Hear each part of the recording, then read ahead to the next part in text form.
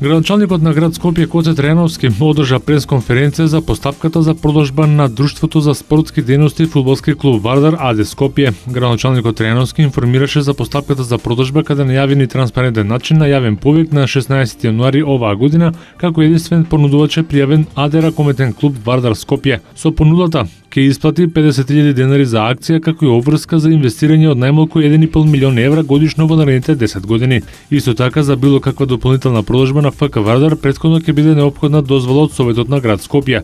Од 2011 година досега градот Скопје во ФК Вардар инвестираше 75 милиони денари, што резултираше со стабилизирање на клубот и станување на шампион на првата македонска фудбалска лига 2 години поред. Сметаме дека сега е моментот да се остапи место за нов сопственик кој ќе инвестира во клубот и ќе овозможи излез на ФК Вардар на меѓународна сцена. Договорот за продажба е во завршна фаза и се надевам дека истиот ќе биде потпишан наредната недела, изјави Трајановски. Сергеј Самсоненко искажа благодарност до досегашните раководители на ФК Вардар, кои изминатите 3 години работеле со голема љубов со цел Вардар да се врати на вистинскиот пат. Тој најави дека ќе продолжат да работат чесно и напорно за доброто на Вардар, кој е дел од историјата на најголемиот спортски бренд во Македонија. Во наредниот период ќе се работи на заселување на тимот, како изградба на камп со терени и простори за тимот каде играчите би имале услови за тренирање и подготовки.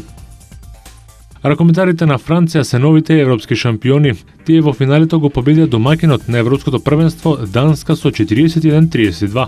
Французите доминираа од првата минута во Хернинг, со брилјантна игра ги шокираа домашните фанови и ракометарите на Данска, кои во неколку наврати има и 10 гола негатива. Триколорите ги предводеше Гигу со 10 гола, а Порте постигна 9 погодоци. Прв селедец во данскиот состав беше Хансен со 9 гола. За MVP на шампионатот беше избран французинот Никола Карабатич, кој во финалето забележа 5 гола. Бронзениот медал и припадна на Шпанија, која во малото финале ја победи минимално Хрватска по голема борба со 29-28.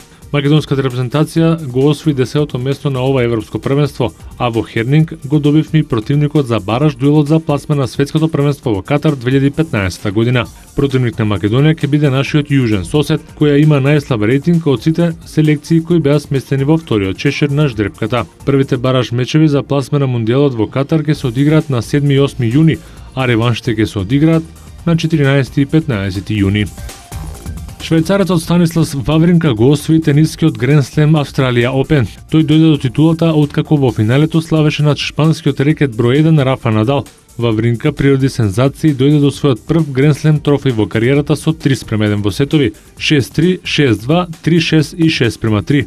Главното оружје на Вавринка на овој меч беше добриот сервис, поготово прецизниот втор сервис кој изнесуваше високи 87%. Вавринка на најновата АТП листа се најде на 3-то место и за прв пат ќе биде во топ 5 во кариерата. Кај дамите до својата втора Гранд Слем титула во кариерата стигна кинеската тенисерка Нали. Во NBA лигата синоќа одиграни 8 надпревари. Во дербито и реприза на минутогодишното финале, Мајами Хит го победи Сан Антонио Спар со 113-101. Крис Бош постигна 24 поени, 5 скока и 3 асистенции, Джеймс даде 18 поени, 7 скока и 6 асистенции, додека Вејт заигра за прв пат по 4 пропуштени надпревари поради повреда. Кај Спарс најефикасен на теренот беше Тим Данкан со 23 поени, додека Тони Паркер постигна 11 коша. Во Медисон Сквер Гарден тимот на Њу Йорк Никс ги победи Лос Анџелес Лейкерс со 110-103. Кармело нови надпревар постигна 35 поени, 5 асистенции и 4 скокови и беше незасушен за 70-тиот триумф на Њу Йорк оваа сезона. Стивен Кари имаше изворена шутерска вечер во победата на Голден Стейт од 103-88 над Портланд. Кари реализираше 38 поени, 8 асистенции и 7 скока, додека во екипата на Портланд Весли Метјус постигна 21 поен. Мечот во Бостон почна со овации за легендите на Селтикс и Пол Пирс и Кевин Гарнет, а заврши со победа на нивниот Бруклин Нетс од 85-79.